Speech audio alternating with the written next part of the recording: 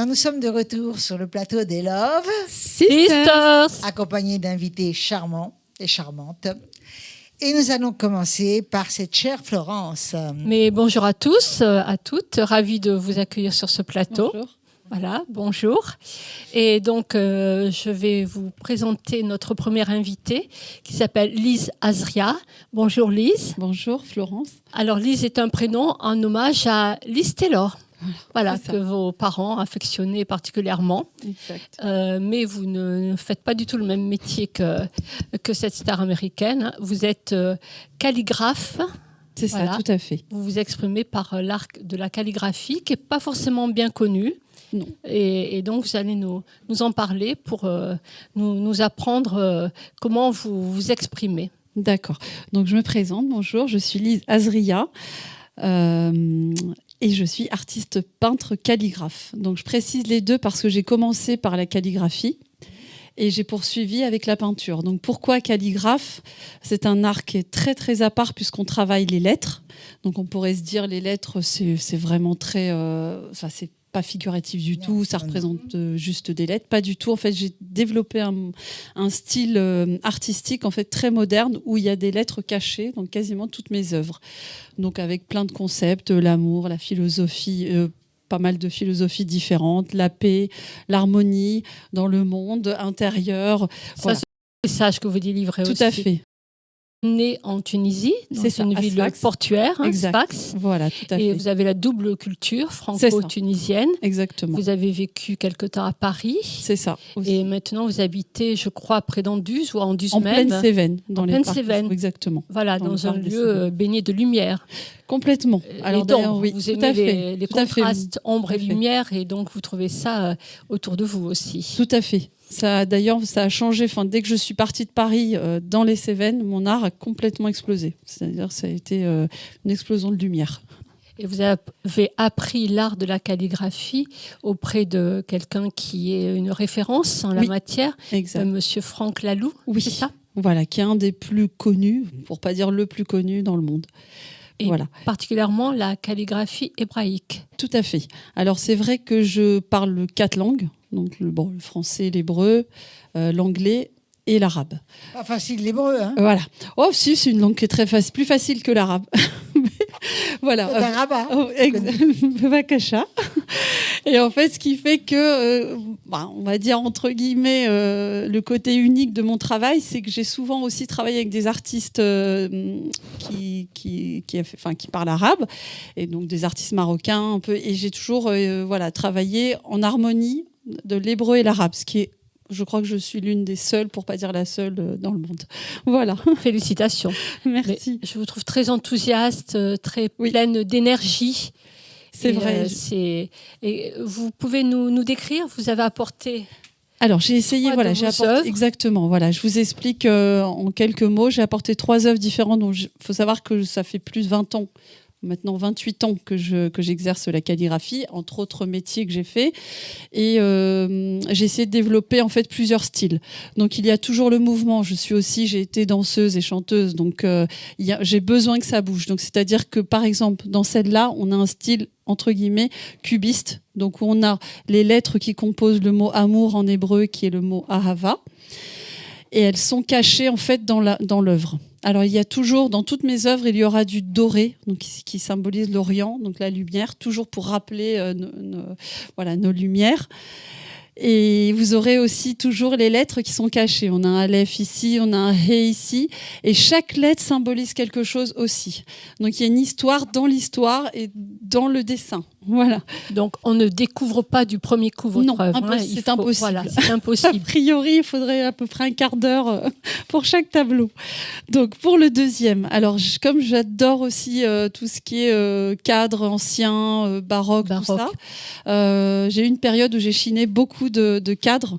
Et donc, celui-là qui s'appelle donc La vie en musique, donc, et que j'ai aussi appelé Rai, donc qui veut dire vivant.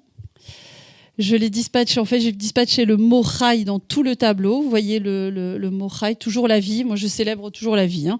Donc voilà, quelles que soient les époques. Et vous avez aussi des papiers anciens de partitions de musique qu'on voit un petit peu incrustés. Donc je précise, sont des anciennes, en fait, des très anciennes partitions que j'avais chinées aussi. J'avais trouvé ça, voilà. Alors pour les couleurs, c'est pareil. Hein. On a du bleu, ça rappelle tout ce qui est spirituel. Moi, j'ai aussi des codes couleurs. Le doré, donc la lumière, toujours l'orient. Et on a toujours une touche de blanc. Enfin, il y a toujours 3 ou 4 couleurs. Et chaque couleur symbolise aussi quelque chose. Est-ce que vous mettez dans un état particulier à chaque fois que vous créez, vu que ça a l'air très très spirituel vos peintures ? Oui, quand même. Voilà, je dis toujours c'est spirituel, pas mystique. Je travaille pas du tout la mystique et la religion, par exemple. Ça fait pas partie de mes travaux. Par contre, oui, on est vraiment la calligraphie. Déjà, on doit être extrêmement posé, et en même temps, ça nous pose aussi. C'est-à-dire, j'ai eu beaucoup d'élèves qui étaient autistes. J'ai travaillé dans des écoles, même pas loin dans le Gard, aussi à Paris, dans plein de villes. Et ça les oblige à rester concentrés. Mais vraiment, ça a été une révélation pour Parce beaucoup que le d'enfants en geste doit difficulté. être parfait. Voilà, on n'a pas le choix. On Voilà. ne rate pas une œuvre. Hein.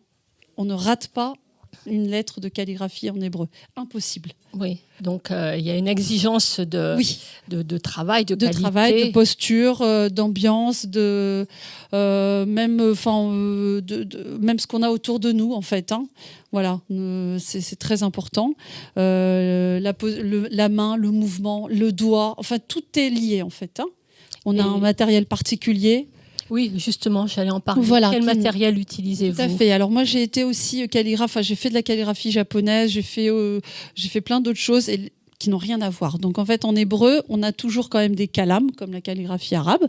Donc un kalame, c'est une plume tout bêtement en bambou, hein, qu'on peut fabriquer soi-même. En tout cas, chez moi, on peut le faire en DUS. Oui, en DUS, bien sûr. Voilà, on le fait. Hein. Et on travaille aussi avec toutes sortes de choses. Donc même des petits papiers sur lesquels on met de la feutrine, des vieilles cartes bancaires. On peut travailler avec même des truelles. On peut travailler avec plein de choses. Et il faut essayer. Voilà. Et vous avez... Et de l'encre, bien sûr, oui. Oui. Alors, ça, c'est oui, voilà. Alors, et on a quand même beaucoup d'encre aussi. On peut les fabriquer aussi soi-même. Et justement, ce qui est beau dans la calligraphie, c'est ce côté,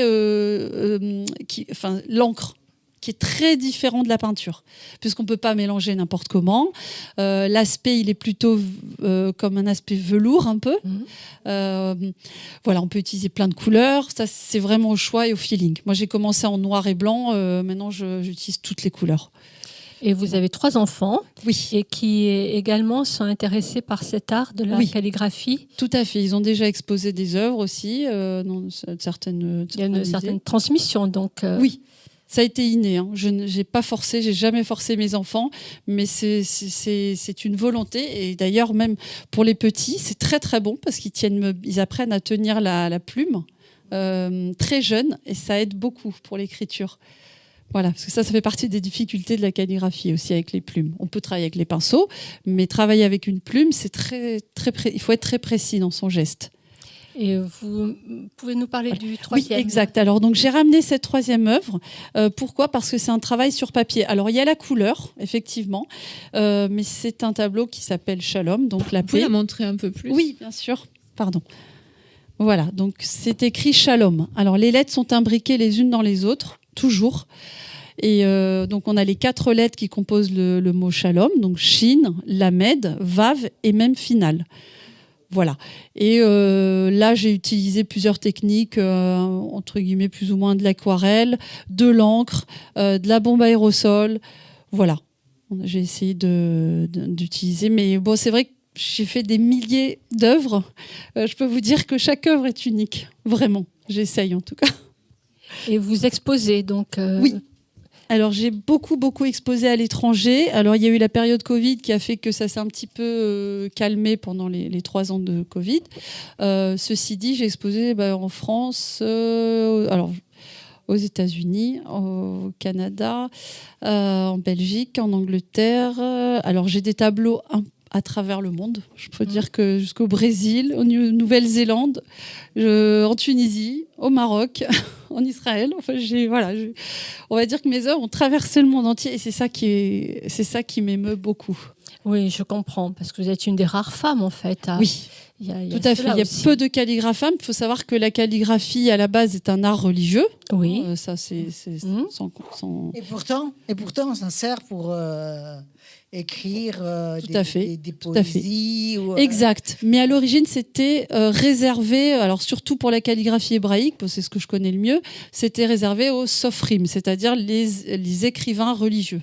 Donc, c'est-à-dire qu'ils composaient les textes religieux sur des parchemins. On m'a d'ailleurs demandé plusieurs travaux sur parchemin que j'ai fait, mais c'était plutôt rare, oui. On est peu de femmes à utiliser, voilà, très peu. Parce que c'est pareil, c'est un art qui est à part.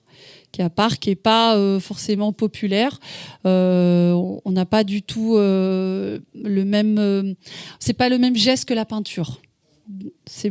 Peut-être, voilà. Mais enfin... Mais on peut intégrer résultat... la peinture. Moi, j'ai des élèves à partir de 3 ans à qui j'ai donné des cours. Et ça a beaucoup plu. La plus âgée, je l'ai eue cet été, 96 ans. Ah oui. Vous donnez des cours dans des écoles, dans des maisons pour tous éventuellement. Tout à fait. Même j'ai eu aussi des handicapés. J'ai eu de tout. Alors j'ai aussi un atelier à Anduze. Oui. Récemment. Enfin avant j'étais à Paris. Maintenant j'ai un atelier au centre-ville d'Anduze où j'ai régulièrement des groupes, des élèves particuliers. C'est une ville très touristique, donc il y a beaucoup de passages. Tout à fait. Tout à fait. Et c'est vrai que la calligraphie n'est pas connue. Donc c'est toujours un moment très très intéressant parce qu'on a en face un public qui est très divers. Bon, merci beaucoup Lise. Vous nous avez beaucoup appris.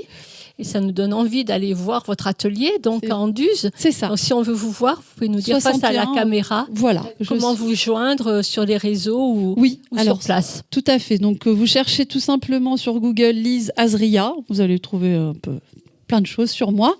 Et vous allez voir 61 rue Fusterie à Anduze. C'est très facile. 61 rue Fusterie, je suis à l'entrée d'Anduze. Voilà.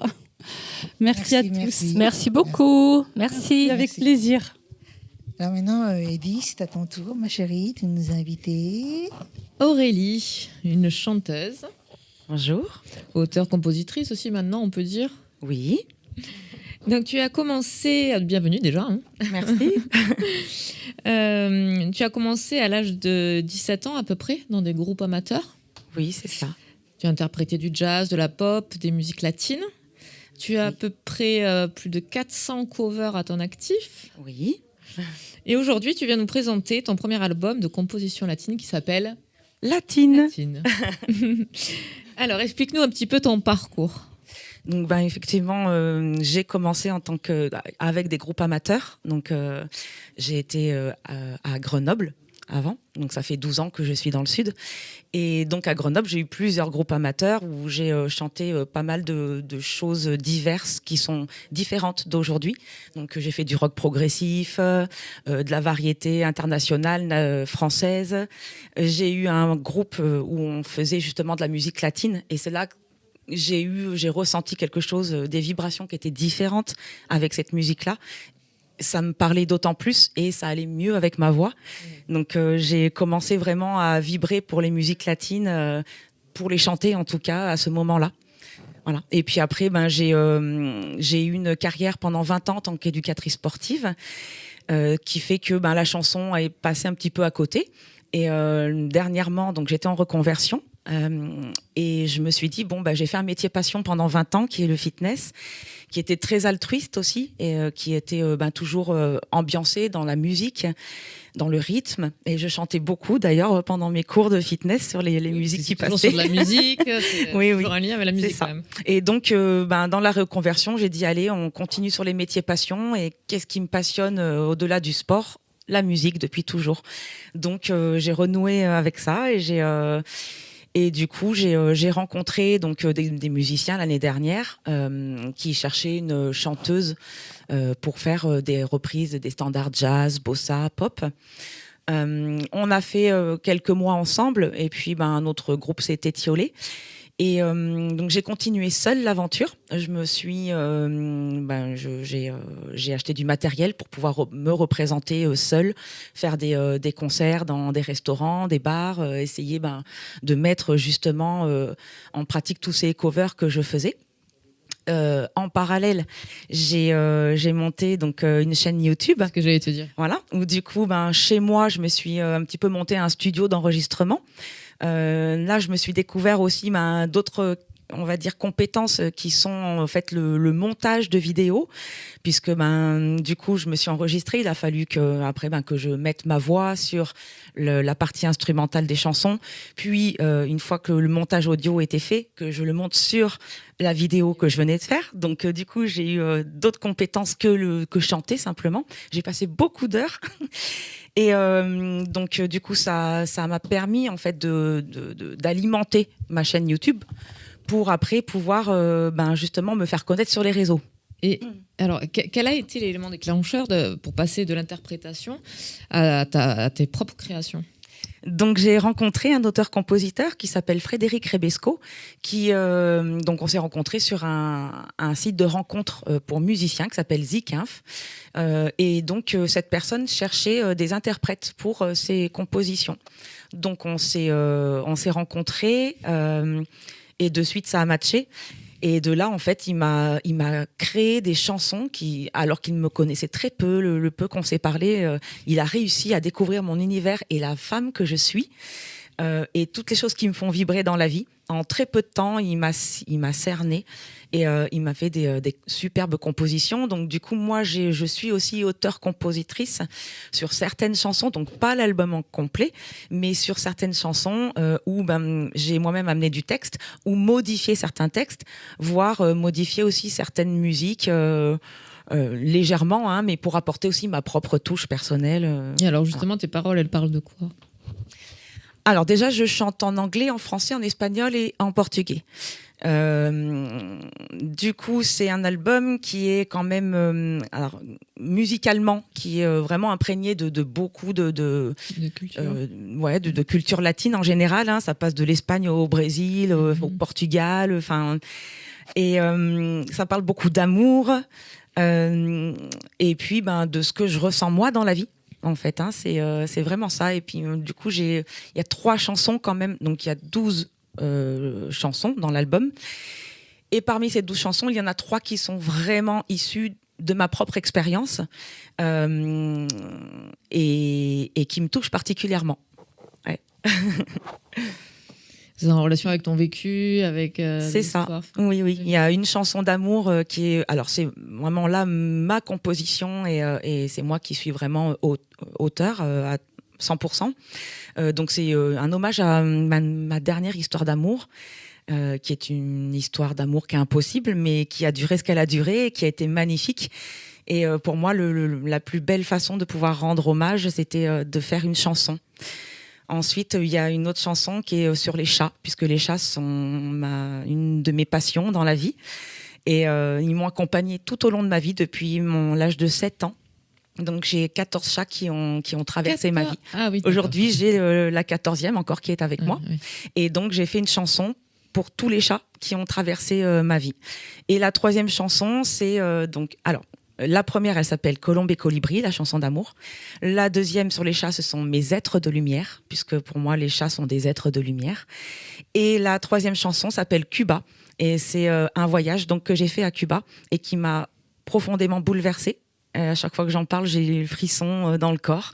J'ai eu l'impression vraiment que c'était ma patrie, qu'il y a quelque chose qui s'est passé là-bas, je ne sais pas quand dans ma vie, ou peut-être une vie antérieure. Et il fallait absolument que je puisse faire une chanson là-dessus. Alors, tu as fait aussi des duos avec un guitariste ? Donc j'ai un duo avec un guitariste, donc le guitariste qui s'appelle Jordi, que j'ai rencontré l'année dernière quand j'ai fait à l'occasion d'une formation musicale, donc à l'école de musique jazz, le Jam, à Montpellier. Et du coup, Jordi était un élève aussi comme moi. On s'est rencontrés là-bas et on a fait connaissance et on s'est dit, allez, on va monter en fait un répertoire ensemble et on commence déjà à faire des dates. Donc avec Jordi, nous avons fait un concert, du coup une représentation au Casino Barrière du Cap d'Agde. Oh. Et du coup, d'autres projets sans doute. Et nous avons d'autres projets, bien sûr. Toujours. À venir. Oui. Y a-t-il des artistes avec qui tu rêverais de collaborer ? Certainement, alors pas forcément un artiste en particulier, mais des artistes latins ou cubains, ou, voilà, avec qui je pourrais vraiment partager ces vibrations latines. Et tes influences musicales, du coup, ça a été quoi pour en arriver Alors, mes premières influences musicales, c'était le Guns N' Roses. Rien à voir. Rien à voir. Mylène Farmer. Mais du coup, rapidement, j'ai été subjuguée par la musique latine, la bossa principalement. Et voilà, donc je continue avec ça. Et Compay Segundo. Et voilà, j'aime bien Olivia Ruiz aussi, en artiste française. Oui. Du coup, quels sont tes projets à venir ? Le principal projet, ce serait de faire un deuxième album. Déjà, arriver à pouvoir représenter le premier album. J'aimerais beaucoup pouvoir le promouvoir et le présenter. Ça serait quelque chose de formidable. Et suite à ça, peut-être me faire remarquer par des productions et pouvoir aller plus loin dans ma carrière et faire d'autres albums, d'autres collaborations. Alors si justement, si on veut ton album ou si on veut te contacter, qu'est-ce qu'il faut faire ? Où c'est qu'on peut te joindre ? Alors, vous pouvez me joindre, donc j'ai une chaîne YouTube, un compte Facebook, Instagram, TikTok, donc tout ça au nom de Aurélie Perrenon, P-E-R-E-N-O-N. Mon nom d'artiste est Aurélie. Et puis, si vous avez tous les sites de streaming, donc SoundCloud, Deezer, Apple Music, Amazon Music et Spotify. On te retrouve quand même sur toutes les plateformes. Oui. Alors, tu vas nous interpréter une musique, on va t'écouter ? Oui, je vais vous interpréter donc Amor de toda uma vida, une chanson portugaise, brésilienne, pardon. C'est celle que tu as écrite ou pas ? Non. C'est pas celle-là. Non. Bon, alors c'est à toi, on t'écoute. Merci.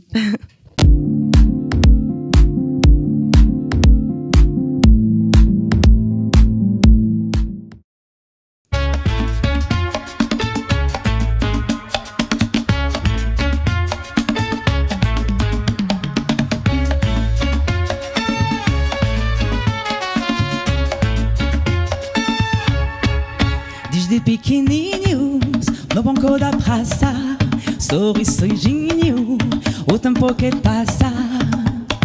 Brincadeiras tolas, primeiro amor, a sorte de nos virar de esplendor.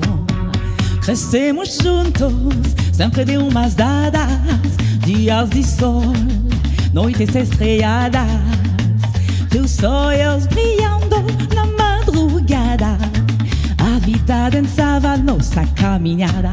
E agora velhinhos de cabelos brancos, lembramos do amor nos mesmos bancos. Nosso conto escrito no tempo, dos corações batendo no mesmo ritmo lento.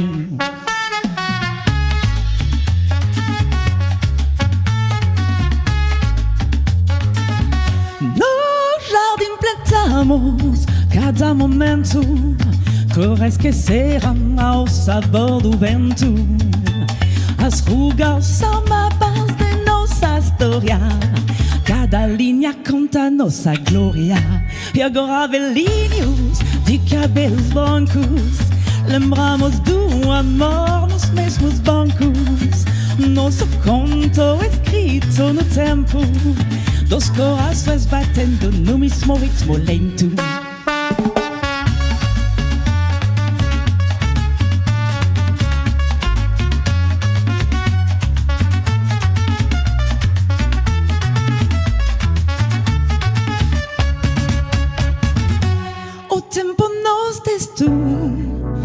Desafios, mas firmes ficamos em tantos desvios. O amor venceu, nunca desistiu. Somos prova vida do que ele construiu. E agora velhinhos de cabelos brancos, lembramos do amor nos mesmos bancos. Nosso conto escrito no tempo, dos corações batendo no mesmo ritmo lento.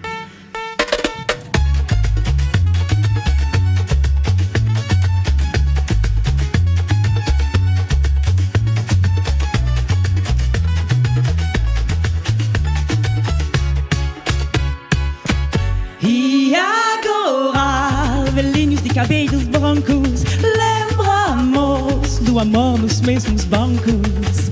Nosso conto escrito no tempo dos corações batendo no mesmo ritmo lento.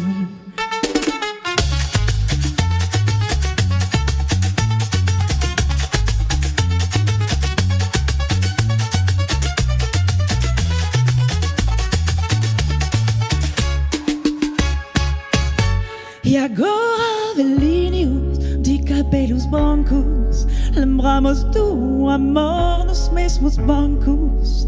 Nosso conto escrito no tempo dos corações batendo no mesmo ritmo lento.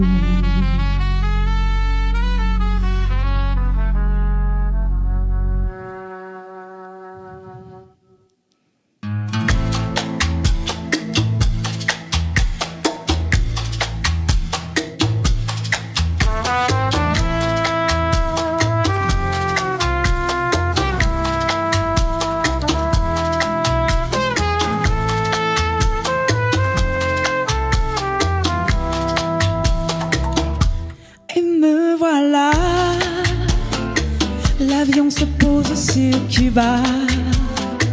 La belle m'accueille dans ses bras. Timide au premier regard, elle est vite chaleureuse.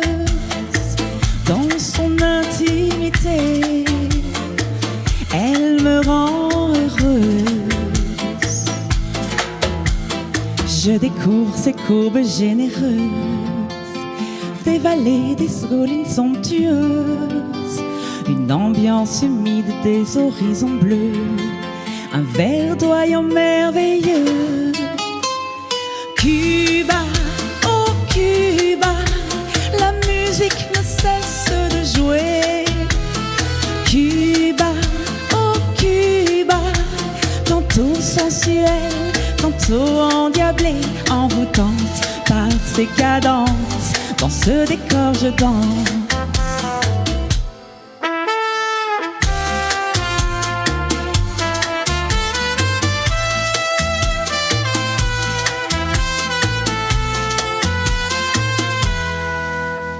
À chaque coin de rue, les voix chantent pour parler.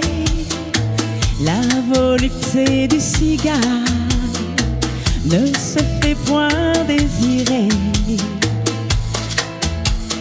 Quelle douceur de vivre, ivre de tant d'altruisme, des villes pétillantes, des campagnes émouvantes et des plages frissonnantes.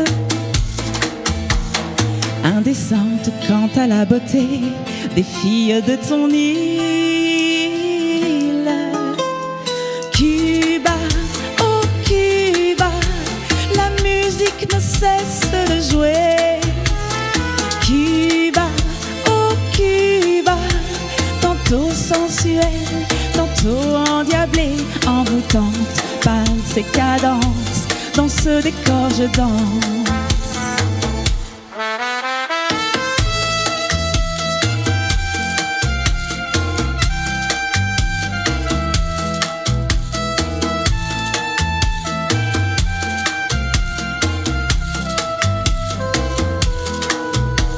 À l'autre bout du monde, un voyage à travers le temps. Découvrir tes chevaux attelés et les bœufs au champ.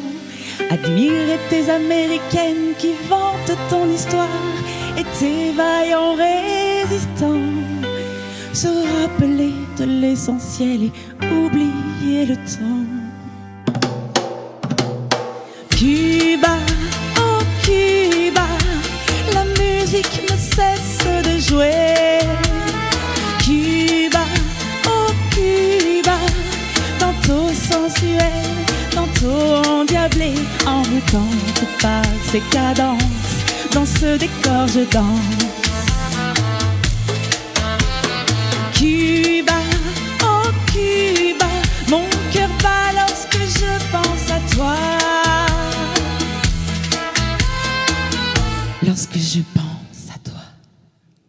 Alors, on te remercie. Merci beaucoup, Aurélie. Tu as été contente. Merci. Merci à vous. Tu Ah avais oui. oublié de dire une chose là, tout à l'heure. Oui, c'est que j'ai chanté aussi Cuba. Voilà. Et oui, Bah tu avais il a 2 titres, du coup, T'as tu fait n'en avais 2 pas titres. qu'un. Oui, c'est ça. C'est ce que j'ai vu qu'il y avait 2 chansons. Je me suis dit, mais attends. Ouais, là, elle a oublié. Merci beaucoup, Aurélie. Merci. Et là, c'est au tour de notre lumineuse Mimi. Merci. Qui nous as-tu invité? Alors moi, je reçois quelqu'un que je connais déjà depuis un certain temps, qui s'appelle Lorraine, C'est ça. qui est drag queen. Queen. Queen. Reine avant tout, quoi. Il y a Reine avant tout. Entre drag queen et drag queen, il y a une différence. Ben, les drag kings sont généralement des femmes qui se changent en hommes. Et la drag queen va être plus un homme ou une femme, hein, parce que ça marche aussi Ça pour marche tout le monde. Non, Hein, mais alors là, je viens qui se, d'apprendre. qui Je se savais pas que... change en femme. Voilà. Parce qu'il y a des femmes Mais drag c'est queen bien, quand de même. mettre, c'est bien de mettre la différence. Hein. Oui. La différence. Oui, parce qu'il y a chacun son rôle, Je chacun connais une son. chanson qui s'appelle La différence. C'est pas mal. C'est ça. Dis-moi, Aurène, tu es humoriste. Humoriste, ouais. Tu prépares ton show janvier 2026. Oui, donc c'est bientôt. C'est bientôt, hein? Ouais. C'est bientôt, hein? Alors, je voudrais savoir comment tu décrirais ton humour. Alors, mon humour. 3 mots. En 3 mots, putain, c'est pas beaucoup, hein, parce que moi je suis Ah, quelqu'un moi, qui je parle beaucoup, mais je vais laisse essayer faire de. 6 mots. Voilà, je vais essayer de faire court. Donc, j'aurais dit intime, trash grivois, parce que j'adore ce mot. Trash Gigoua, qu'est-ce que ça veut dire pour le public? Trash grivois, ça va être un peu énervé et un peu sale, mais pas vulgaire. Jamais vulgaire. Jamais. D'accord. Ah non, jamais. Personne ne verra ma Mais culotte. la vulgarité, c'est une question de ton pour moi. Oui. Tout peut être dit, mais le ton ne peut pas Voilà. être... Oui, mais c'est exactement voilà. ce que je suis et ce que je représente, c'est la vulgarité sans vulgarité. Alors, ma puce, je dirais ma Oui, puce. ma puce. Ma puce. Qu'est-ce qui t'a donné envie de monter sur scène? Toute ma vie. J'ai toujours aimé être sur scène depuis jeune. J'ai fait longtemps du théâtre avec des très bons camarades. Je continue d'ailleurs avec eux encore Ah, aujourd'hui. tu as l'allure, hein? Oui, Mais oui. je crois que tu as copié un petit peu sur moi, toi. Oui, tu es mon modèle. Oui. Hein, Il y a un petit elle a quelque copié chose. sur moi. Oui. Ça fait combien de temps qu'on s'est pas vu? 2-3 ans? Non, on s'est vu au mois de mai. On s'est vu cette année. On s'est vu cette année. On s'est tu te vu rends cette année. compte? Donc on s'est vu il y a quelques mois. Comment seulement. c'est que tu as été privilégié comme ça, toi? Parce que je suis une star. Ah, Bien sûr. elle a copié sur moi. Bien sûr. Ben oui. Non, mais, et puis voilà, c'est comme si je suis un petit peu ta fille spirituelle. Puis il y a peut-être un nouveau spectacle à venir présenter. Et il y a surtout mon spectacle qui me tient beaucoup à cœur à présenter, donc qui sera le mois prochain. C'est très important. Alors, étant ton ami spirituel, donc j'aimerais savoir, tu observes beaucoup les gens. Oui. Et donc, qu'est-ce qui t'inspire le plus lorsque tu regardes, par exemple, tout ce plateau d'invités? Je cherche toujours la petite chose qui va être, qui va sortir un petit peu de l'ordinaire et ce qui va me frapper, on va dire, dans chaque moment de vie. Donc il y a des petites choses. Obligatoirement, il y a quelque chose qui se passe dans chaque Dans chaque événement de la vie en général. Nos traits, nos visages, nos expressions. Ouais. Et puis c'est qu'est-ce qui va être dit au moment où c'est dit. Dans mon spectacle, je parle de la mort. Et donc j'ai eu des décès. J'ai eu des décès dans ma vie. Donc je me suis retrouvé à être aux pompes funèbres. Et malgré la douleur que tu peux ressentir à ce moment-là, j'ai vécu des moments où je me suis dit mais c'est un sketch. C'est pas possible. mais c'est un sketch, même si les c'est un pompes funèbres. moment qui est hyper difficile. Non, mais les pompes funèbres, c'est un sketch. Et j'en ai fait un sketch que je trouve très drôle, dont je suis très fier, que j'ai joué chez vous d'ailleurs au mois de mai. Et en fait, où c'était vraiment chaque instant, c'est de me proposer le café, de me sortir ce catalogue en tournant les pages pour me montrer des cercueils. Et ça, je me suis dit, Après des draps. Les draps, après des fleurs. les clous, En fin quelle de compte, couleur tu les veux. Un gros billet de banque. C'est ça, c'est ça. Et en fait, je dis, ça c'est vraiment un sketch. Et mon spectacle, d'ailleurs, part de là. de ce sketch-là. À savoir aussi, ma chérie, qu'ils attrapent les gens en pleine détresse, peu d'heures après le décès de la personne aimée. Peu d'heures, voilà, c'est le moins qu'on puisse dire. Donc, c'est vrai que voilà, c'est des moments. Là, l'exemple, il est peut-être un peu grossi, mais c'est vrai que c'est quelque chose qui m'a touché. Parce que c'est un moment difficile de vie, mais aussi parce que c'est improbable de racketter quelqu'un comme ça. C'est du racket avec autorisé. un petit sourire comme ça, un petit café. Ma puce. Voilà, c'est du racket autorisé. C'est du racket comme autorisé. Aujourd'hui, nous sommes tous rackettés. Exactement. Donc, on va aller dans le rire. Ah bah oui. On va aller dans le rire. On peut parler de la mort et en rire, mais il faut savoir le faire. Voilà. C'est toujours ça. Alors, qu'est-ce qui te fait rire le plus? Qu'est-ce qui me fait rire le plus? Ben les gens dans l'ordinaire. Mon camarade Stéphane Merlan me fait beaucoup rire. Peut-être qu'un jour vous le recevrez. Il est particulièrement drôle. De ta part, il passe. Ah, il faut qu'il vienne. Ah, mais de ta part. Voilà, on travaille régulièrement ensemble et c'est quelqu'un que je trouve extrêmement drôle, qui me ressemble, pas physiquement, mais qui me ressemble en tout cas dans le délire. Mais après, voilà, moi, ce qui me fait rire, c'est les gens en général. Je suis très observateur, je parle beaucoup. Mais tout en parlant, j'écoute beaucoup tout ce qui se passe autour de moi. J'essaie d'être très conscient de mon environnement. Mais heureusement que tu parles beaucoup, parce que sinon tu ne pourrais pas travailler. Ça ne sert à rien que je vienne. Alors, quand tu prépares ton show, ton storyboard, on va dire, non, peut-être tes sketchs, ouais. Est-ce que c'est de l'improvisation ou est-ce autre chose, ou est-ce que c'est une pulsion d'idées comme ça immédiate, toi, lorsque tu parles avec quelqu'un et tout d'un coup ça flash sur un mot et tu en fais un sketch? J'écris quand même beaucoup. J'essaye de poser des idées dans un coin. Comment tu les poses?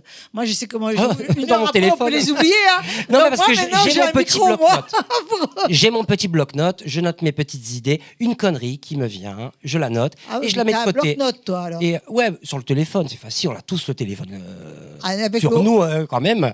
Ouais, mais tu peux parler, puis ça va plus vite. Ouais, mais je ne retiens pas. Oui, mais une très bonne mémoire de mes textes.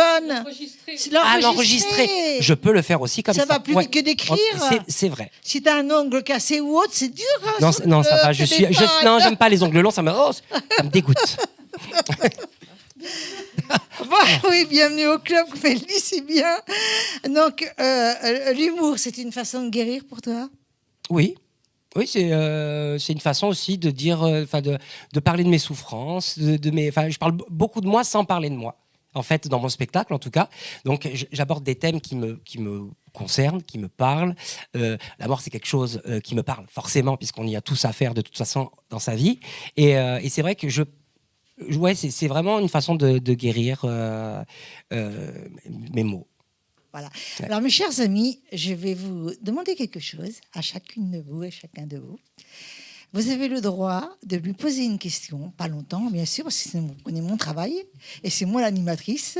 Vous n'êtes que des fifres. Non, non. Je sais pas. Peut-être pas des sous-fifres, mais vous n'êtes pas encore des love-sistériennes, ni des love-sistériens. Donc, il y en a maintenant. Que poserais-tu comme question à Aurène? Attention, je suis très timide. Ton micro, ma chérie, ton micro. Ah ouais. Je vais en poser une en attendant qu'elle réfléchisse. Ouais, c'est pris au dépourvu, ça, c'est violent quand même. Est-ce que tu changes de look à chaque spectacle et combien de temps tu mets pour te préparer? Alors, je change de look à chaque sketch. Ah oui, quand même, d'accord. Donc, j'ai 5 sketchs d'une quinzaine de minutes. Exactement. Je change de robe, de perruque et de chaussures. Systématiquement, pas de maquillage parce que là on n'a pas le temps, faut pas déconner. Je suis assez entouré pour pouvoir le faire rapidement. Donc il faut que le maquillage il aille avec tout déjà, donc assez propre. Donc pas rose. Aujourd'hui c'est rose parce que je porte du rose. Oui. Je porte. D'ailleurs, si on peut zoomer sur, si on peut zoomer sur les chaussures, sur les talons. Elles sont superbes. Elles sont superbes. Est-ce que tu aurais une question à poser? Oui. Fais-moi rêver. D'où vient ton nom de scène? Ah, mon nom de scène. Alors, mon nom de scène me vient de Oren. C'est un prénom japonais que je trouve sublime. J'adore la culture japonaise et donc c'est vrai que Oren est un nom qui me parle et que je trouve très beau. Et de la ville, c'est une amie à moi qui est décédée pendant le Covid, qui s'appelait La Ville. Et en fait, j'ai voulu un petit peu lui rendre hommage avec mon nom de scène parce qu'elle adorait ce que je faisais, elle adorait venir me voir et on se voyait quand même très souvent. Et donc c'est pour ça que le de la ville. Donc ça, le nom et le prénom n'ont rien à voir, hein, mais je trouvais que l'ensemble sonnait bien. Lise Sodoraba. Avec plaisir. On a le droit à 2 questions, c'est rapide. Oh là là. Vas-y, J'essaie de répondre vite alors. Alors la première question, as-tu fait d'autres métiers dans ta vie ? Oui, malheureusement, je ne suis pas née artiste. J'ai été coiffeuse. Et je le suis encore d'ailleurs. Et après, j'ai voulu me professionnaliser en passant par les études, un petit peu, donc le cours Florent et compagnie. Oui, toujours l'art quand même. Ouais, toujours. Mais depuis jeune, moi, je suis une petite artiste en devenir. Une jeune artiste. D'accord, super. Et deuxième toute petite question, est-ce que tous les jours tu as un look différent ? C'est-à-dire au quotidien, est-ce que tu es classique comme tout le monde ou est-ce que tu t'autorises tous les jours à te présenter ? Je suis assez classique. D'accord. J'essaie toujours d'être tendance, mais je suis quelqu'un qui très passe-partout dans ma personnalité, dans mon... Voilà. À toi, ma chérie. Moi, je voulais savoir en fait d'où t'es venue cette activité-là en fait de drag queen réellement. La passion de l'art de la scène, puisque je fais du théâtre depuis très longtemps, et j'ai incarné un jour une femme sur scène dans un rôle, et en étant passionné par l'art du drag en général depuis les émissions comme RuPaul Drag Race ou Drag Race France maintenant, j'ai dit ça peut être pas mal parce que j'aime bien, je suis bien caché quand même derrière mon maquillage et mes perruques, et ça me va bien en fait d'être caché, et donc ça me vient de cette facilité à être caché derrière mes personnages. Donne une blague courte que tu adores. Une blague courte que j'adore. En regardant la caméra, parce qu'après tu donnes tes... Ouais, alors je suis parti à Amsterdam courte. assez récemment et je suis allé voir le quartier rouge parce que j'adore les prostituées et donc je suis allé les voir derrière leur vitrine et j'en ai vu une qui était absolument sublime et donc j'ai tapé au carreau, normal, hein, et je lui ai demandé c'est combien et elle m'a répondu 2500 €. Oh ben, vous êtes cher. Oui, mais c'est du double vitrage.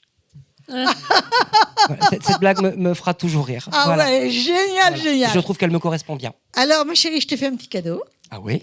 J'adore les cadeaux en plus. Écoute bien. En parlant de toi. Oui. J'ai dit il ou elle. Tu peux dire Yel, comme ça au moins on nous fout la paix. Il recueille les rires comme d'autres cueillent les fleurs sauvages, avec malice, mais toujours avec tendresse. C'est tellement moi. Je voudrais que tu regardes la caméra et que tu nous dises comment cette tendresse, on peut te joindre. Alors, la tendresse, c'est derrière une vitre à Amsterdam. Non, je rigole. C'est bien sûr sur Instagram, donc Oren de la Ville, O-R-E-I-N, et de la Ville, comme de la ville. Et une ville personne, pas la ville, le village. La ville personne. Attention, ça va très bien avec mon... Et sur Facebook, vous pouvez me trouver sous Solution H, humour et spectacle. Bravo. En tout cas, nous allons te voir en live. Un petit peu.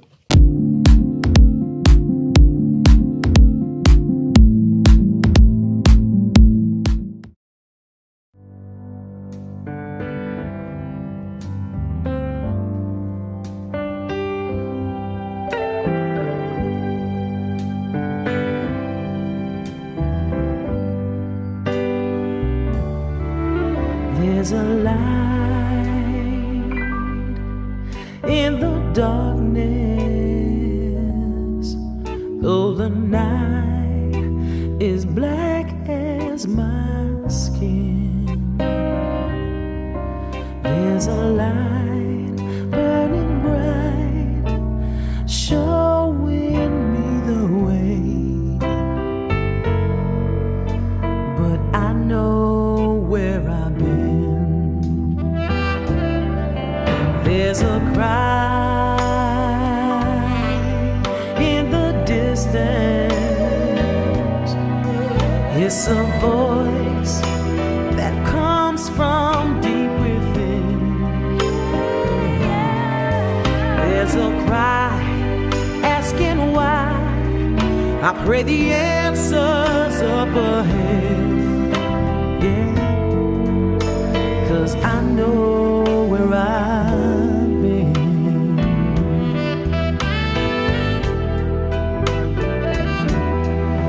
There's a road we've been traveling, lost so many on the way, but the riches will be plenty, worth the price we had to pay. There's a dream in the future, there's a struggle that we have yet to win, and there's pride in my heart, 'cause I know where I'm going. Yes, I do, and I know where I've been. Yeah, there's a road we must travel. There's a promise that we must make. But the riches will be plenty. Worth the risk and the chances we take. There's a dream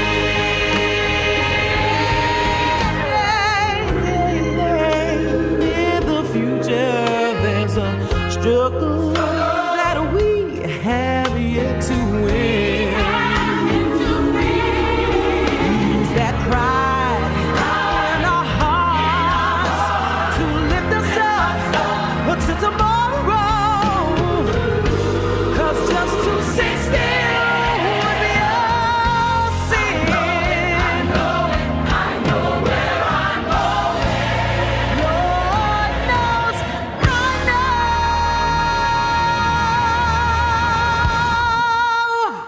where I've been.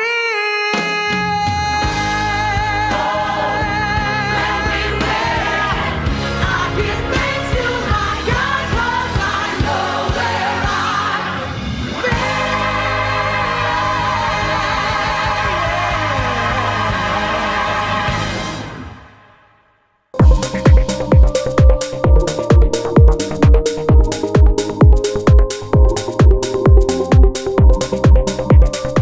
Voilà maintenant notre nouvelle chronique Sister Justice avec Adriana.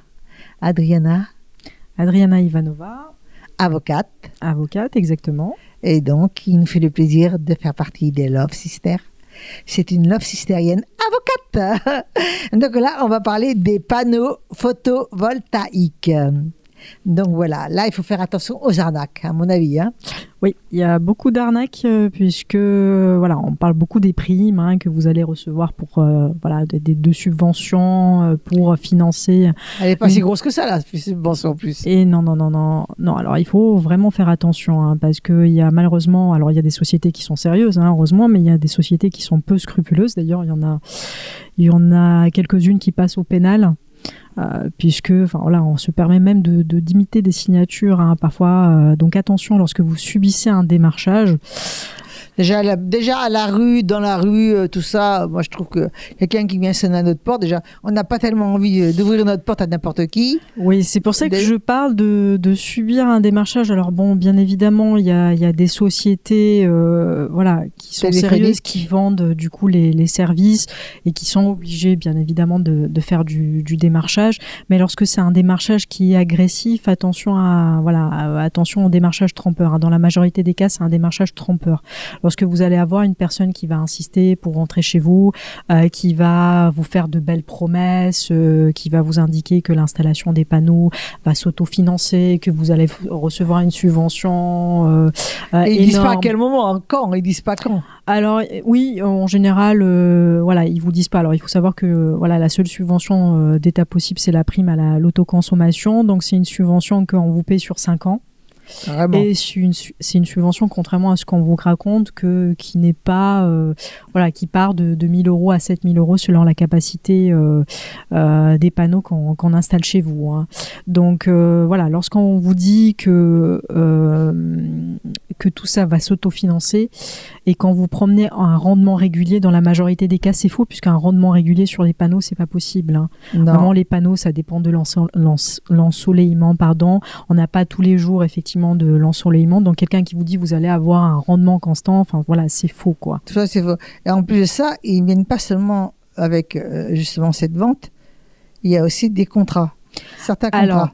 Alors, il faut savoir que les panneaux photovoltaïques, en général, sont vendus avec un contrat lié qui est un contrat de crédit, puisque bon, c'est des contrats de plus de 20 000 €. Donc forcément, on vous propose un crédit. Donc on vous dit, bon, bah voilà, c'est 20 000 €, c'est beaucoup d'argent, mais attention, vous allez recevoir une prime importante et en même temps, vous avez un crédit derrière. Avec un taux. Voilà, qui va s'auto, même si on va vous dire il y a un taux, mais tout ça, voilà, c'est un montage qui va s'autofinancer. Donc déjà, attention, lorsqu'on vous dit ça, c'est forcément une arnaque. Donc, moi, j'ai entendu dire beaucoup sur ce sujet de personnes qui se plaignaient même aussi de l'avoir des inondations ou je sais pas, quelque chose comme ça. Alors oui, bah malheureusement, quand c'est une arnaque, vous allez avoir des personnes qui ne sont pas des professionnels, donc ils vont vous installer ça sur le toit n'importe comment. Alors déjà, il faut savoir qu'il faut une autorisation, hein, et il faut faire une déclaration à la mairie. Donc attention, en général, on vous dit qu'on va la faire, mais on ne la fait pas. Et donc il faut faire attention à ce que vous signez. Hein. Donc il y a plusieurs cases à cocher sur le bon de commande, le devis ou le contrat. Et lorsqu'on vous dit que voilà, on va faire les démarches auprès de la mairie, il faut vraiment que ça soit coché et il faut que ça soit fait. D'accord. Et toi, que conseilles-tu donc? Que conseilles-tu? Déjà, d'avoir de bons renseignements, de se renseigner personnellement. Alors, et il doit y avoir un label, non? Ou quelque chose comme ça, je sais pas, peut-être que je me trompe dans le mot, label. Exactement. Oui. Alors, il faut un label RGE. Si on vous vend voilà, une prime, il faut un label RGE. Sinon, vous n'avez pas la prime, en fait. Si la personne qui vous installe, la société qui vous installe les panneaux... Ça, ils oublient de le dire. Hein. Comment? Ils oublient de le dire. Oui. Enfin, il suffit de le dire, il faut le vérifier surtout. Hein. Bah oui. Il faut le vérifier. Donc, qu'est-ce qu'il faut vérifier quand vous avez un démarchage comme ça au domicile? Donc, il faut savoir que vous avez 14 jours pour vous rétracter. Donc, ces 14 jours doivent apparaître quelque part. La rétractation doit être mise en évidence. Il faut vérifier que la société existe. Voilà, qu'elle a un numéro de SIRET, qu'elle n'est pas en procédure collective. On trouve ça sur Internet. Alors oui, c'est très facile. Hein. Très facile de trouver les informations sur Internet. Et de toute façon, lorsque vous signez un bon de commande, vous avez toutes les données de la société en question. Si vous ne les avez pas, oui, il faut se poser la question. Il ne faut surtout pas signer. D'accord. Donc, en gros, c'est quand même une bonne idée.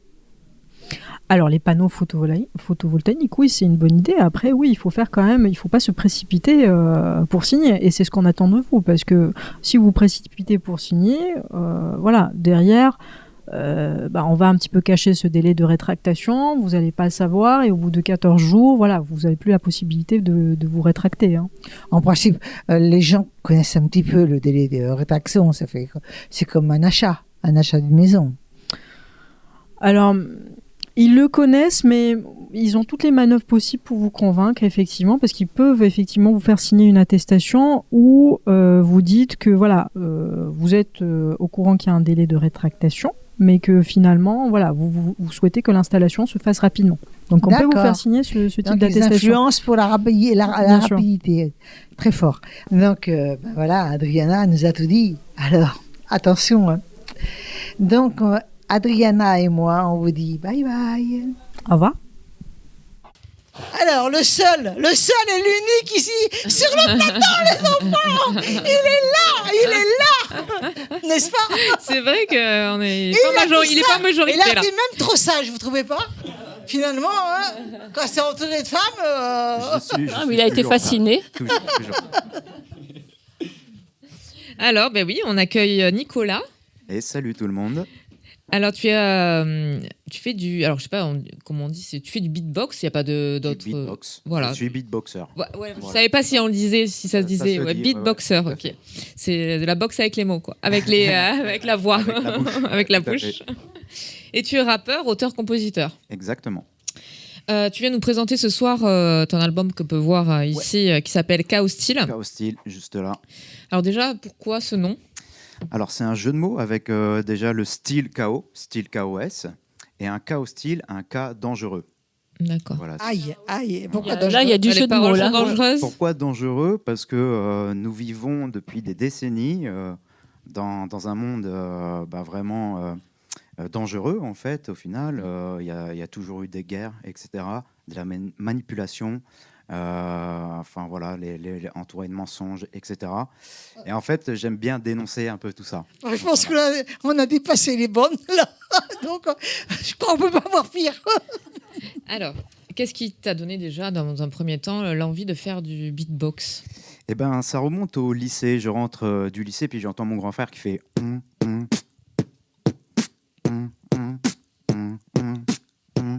et je fais oh mais c'est trop bien, apprends-moi. Il m'a appris et j'ai jamais arrêté. D'accord. Et ça veut dire que tu as dû évoluer au fil des années parce que c'est ça. J'ai vraiment travaillé. J'ai formé des amis aussi au beatbox. On a monté un duo. J'ai fait les championnats de France en 2009, en solo, en duo. J'ai créé un groupe aussi à l'époque quand j'habitais en Picardie avec des rappeurs et des beatboxers, donc moi et mon pote. Et on avait sorti un album à l'époque. Voilà, donc on s'appelait les Pyromikes. Et après, j'ai enchaîné les scènes avec ce groupe-là. Après, le groupe s'est arrêté. J'ai déménagé à Montpellier. Et du coup, je me suis lancé dans le beatbox vraiment à fond en solo, mais aussi avec la team, donc une équipe à Montpellier. Donc, on peut dire que la taboule, c'est un instrument vraiment à part entière. C'est ça. Quelle est la technique la plus complexe à réaliser ? Alors, pour moi, ça a été le lip roll. Alors, c'est Pac Max, un des beatboxers de Montpellier qui est champion de France en duo, vice-champion du monde. Et en fait, lui, il a mis 3 mois pour l'avoir. Moi, j'ai mis 3 ans. Et donc, ça donne ça. Donc, c'est sur les lèvres, comme ça. Et voilà, donc j'ai travaillé. Et puis, un jour, il est arrivé. Et puis... Voilà, faut pas lâcher en fait. C'est une sacrée technique. Ouais, alors c'est vrai que tu m'as expliqué que la France, elle a été 8 fois champion du monde en beatbox. Les Français, ouais. Donc on est champion du monde depuis plus de 8 ans. Là, ces 2 dernières années, on a eu Julard, un beatboxer qui était à Montpellier. Donc là, il est plus sur Montpellier actuellement, mais il a été champion du monde l'année dernière en moins de 18 ans, et là cette année en 18 et plus, quoi. Quels sont les sons les plus difficiles à maîtriser ou à créer dans ce que tu fais ? Alors, pour moi, le plus dur, c'est de tenir un tempo, une vitesse, et de jouer avec sa respiration. Parce qu'au beatbox, on va utiliser notamment notre bouche, mais on va utiliser aussi la langue, la gorge, les poumons, la respiration. Et ça aide vraiment de tenir un rythme sans être en contretemps. Ou alors, si on fait du contretemps, que ça soit voulu. Et c'est ça le plus dur dans le beatbox pour moi. Après, il y a niveau technicité aussi, tout ce qui va être son rapide et propreté aussi. Faire des sons assez propres, c'est dur, mais ça se travaille. Tu peux nous faire une petite démo là ? Ouais, carrément. Ladies and gentlemen, my name is Kurika West.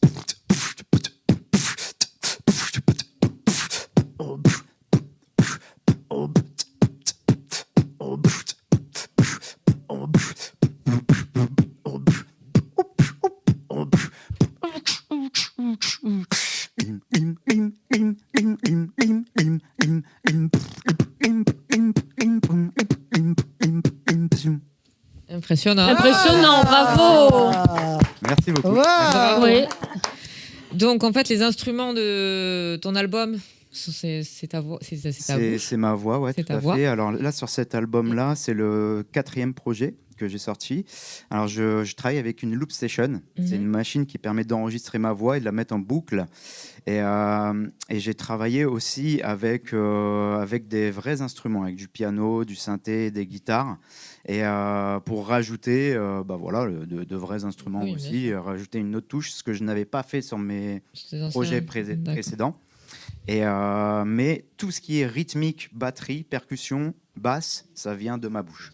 Voilà. Et qu'est-ce qui te vient en premier quand tu composes et que tu écris? C'est d'abord la musique et ensuite les paroles ou... Ce qui va m'inspirer, c'est vraiment d'abord créer la musique, la mélodie. Après, quand je vais écrire, je vais plutôt partir d'abord sur mes refrains qui vont arriver après sur mes couplets. Ouais, tu vas être inspiré une fois que tu as fait ta musique. Ouais, voilà. Est-ce que ça t'est déjà arrivé quand tu fais tes mélodies et que tu fais ton refrain, par exemple, et de trouver qu'un couplet fait encore mieux que le refrain? Ça t'est déjà arrivé? Très bonne question. Non, parce que en fait, mes refrains vont être plus chantés. Les couplets, ça va être plus rappé. Et du coup, c'est vraiment la base. Ça peut arriver, hein. Mais ça peut arriver, ouais, carrément. Ça mais peut ça arriver. m'est pas encore arrivé. Malheureusement, pour ça moi, m'est arrivé. Je m'amuse plus sur mes refrains que mes couplets. Et après, bien sûr, j'aime bien mes couplets aussi, mais bon, ça se retravaille aussi. Mais c'est l'histoire déjà. Et ouais, tout à fait. C'est le corps principal, on va dire. Mais voilà, pour moi, le refrain, j'aime bien ce côté-là aussi un peu chanté, qui va un peu aussi casser ce truc-là du rap, d'être toujours sur une même tonalité. Oui, c'est bien. Tu fais du slam aussi?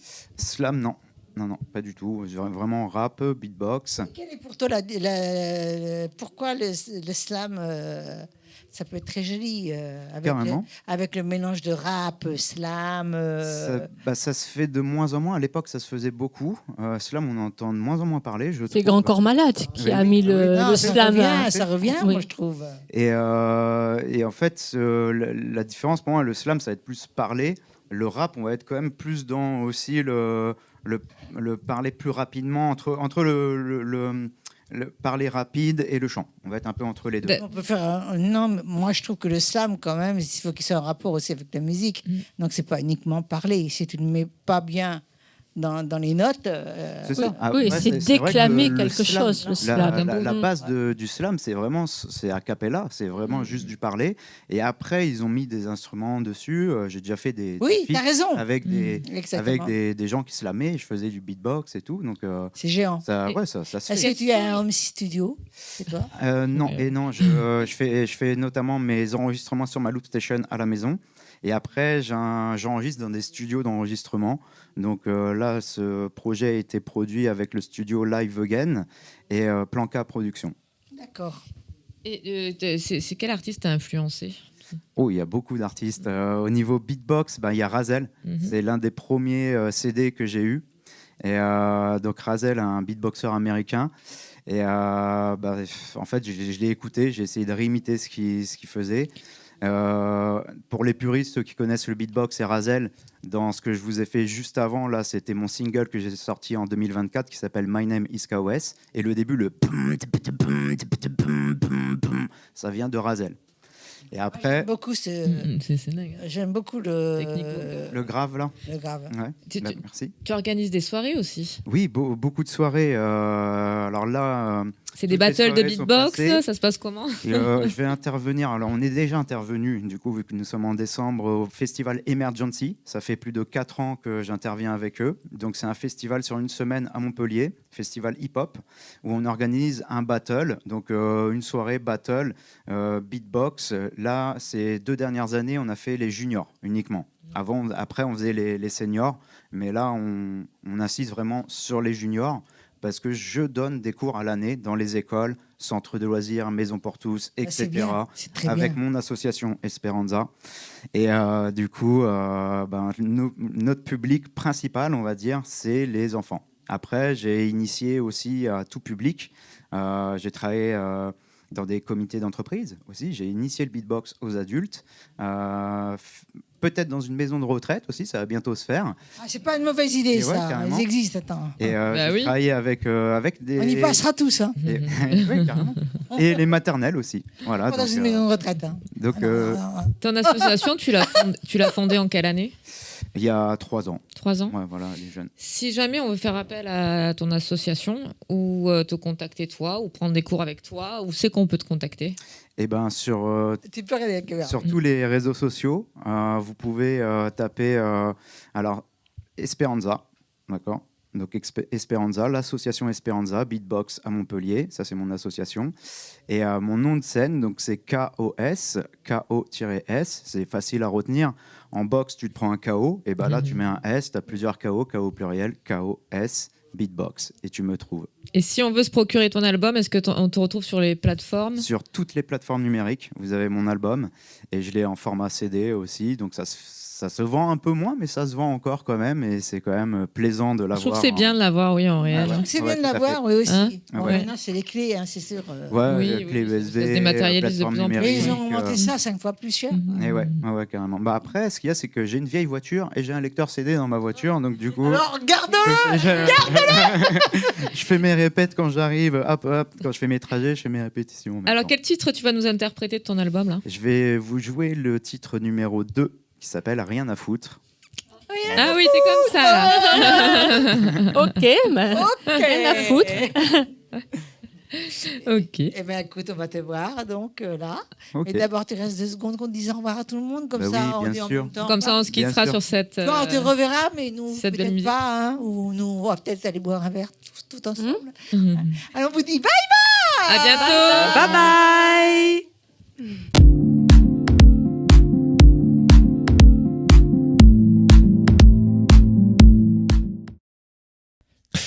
Salut tout le monde, moi c'est KOS. Un gros big up à Love Sisters, à toute l'équipe. Merci à vous. C'est parti, let's go. Le 5e élément du hip-hop est le human beatbox. 1, 2, double,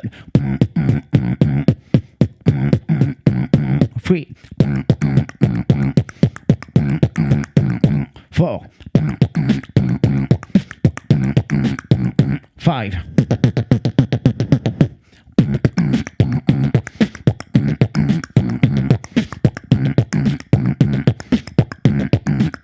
Faster, faster.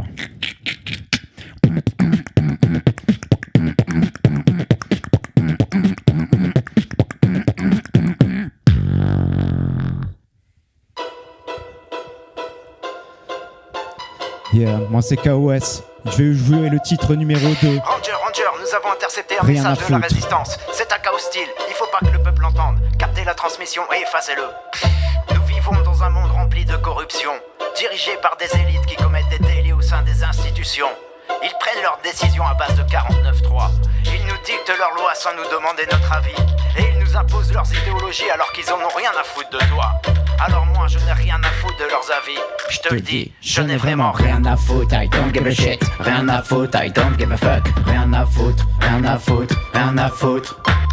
Rien à foutre, I don't give a shit. Rien à foutre, I don't give a fuck. Rien à foutre, rien à foutre, rien à foutre. Rien à foutre de leurs avis, de leurs avis. Rien à foutre de leurs avis, de leurs avis. J'ai mis du temps à guérir, à refermer toutes mes plaies. Rien à foutre de leurs avis, je fais ce qui me plaît. Seul le temps nous donnera raison, on attend que sonne la révolution. C'est infligeant les conneries de ce putain de gouvernement. Hallucinant. De temps en temps je check les informations, j'entends des fake news à répétition. Trop bon, trop con, trop tigeant, oui c'est décevant. C'est vrai. Tous endormis par les manipulations, tu suis comme un con le troupeau de moutons. C'est vraiment fatigant de voir des gens non résistants. Putain. Des mensonges en masse, pas de prison, du pognon en liasse, du piston. C'est terrifiant comme le système est blindé de brigands. Rien à foutre, I don't give a shit. Rien à foutre, I don't give a fuck. Rien à foutre, rien à foutre, rien à foutre. Rien à foutre de leurs avis, de leurs avis. Rien à foutre de leurs avis, de leurs avis. J'ai mis du temps à guérir, à refermer toutes mes plaies. Rien à foutre de leurs avis, je rappe dans mes couplets. Le pouvoir de l'argent, la loi du plus fort, le pouvoir de l'agent de police, mais en tort. Fini les privilèges et les avantages du pèse, toutes ces foutaises qui pèsent. Ils pètent des mâchoires en terre, les morts étouffent, les histoires enterrent les corps. Ils se protègent en cage des tueurs qui te crèvent pour que tu taises. Tirez tout d'abord sur les tyrans, ceux qui collaborent au Parlement. Stopper les dirigeants qui te baissent dans le manège menés par des stratèges. Les élites à l'abattoir comme des porcs et leurs putains de bêtes noires. Les faire tomber de leur siège, les prendre, les pendre par leur propre piège. Rien à foutre, I don't give a shit. Rien à foutre, I don't give a fuck. Rien à foutre, rien à foutre, rien à foutre. Chut. Rien à foutre de leurs avis, de leurs avis. Rien à foutre de leurs avis, de leurs avis. J'ai mis du temps à guérir, à refermer toutes mes plaies. Rien à foutre de leurs avis, je rappe dans mes couplets. Ils te disent comment quoi faire pendant qu'ils gèrent leurs petites affaires. Ils ne payent pas d'impôts, se cachent dans les paradis fiscaux. Investir du cash pour air, donner de l'argent pour faire la guerre. Défendre des fachos, donnent des armes aux nazis à gogo. Ils s'envoient en l'air, se calment, se piquent aux frais du ministère. Ils traînent sur des réseaux, ces pédophiles, ces petites nymphos. Des augmentations de misère, c'est pour eux qu'ils aillent niquer leur mère. Cette bande de charros se gavent sur nos dos comme des putains de macros. Rien à foutre, I don't give a shit. Rien à foutre, I don't give a fuck. Rien à foutre, rien à foutre, rien à foutre. Rien à foutre, I don't give a shit. Rien à foutre, I don't give a fuck. Rien à foutre, rien à foutre, rien à foutre. Rien à foutre de leurs avis, de leurs avis. Rien à foutre de leurs avis, de leurs avis. J'ai mis du temps à guérir, à refermer toutes mes plaies. Rien à foutre de leurs avis, je fais ce qui me plaît.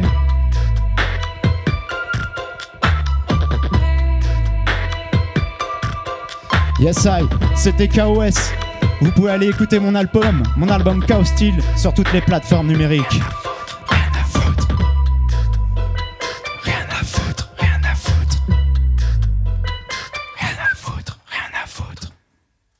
Merci.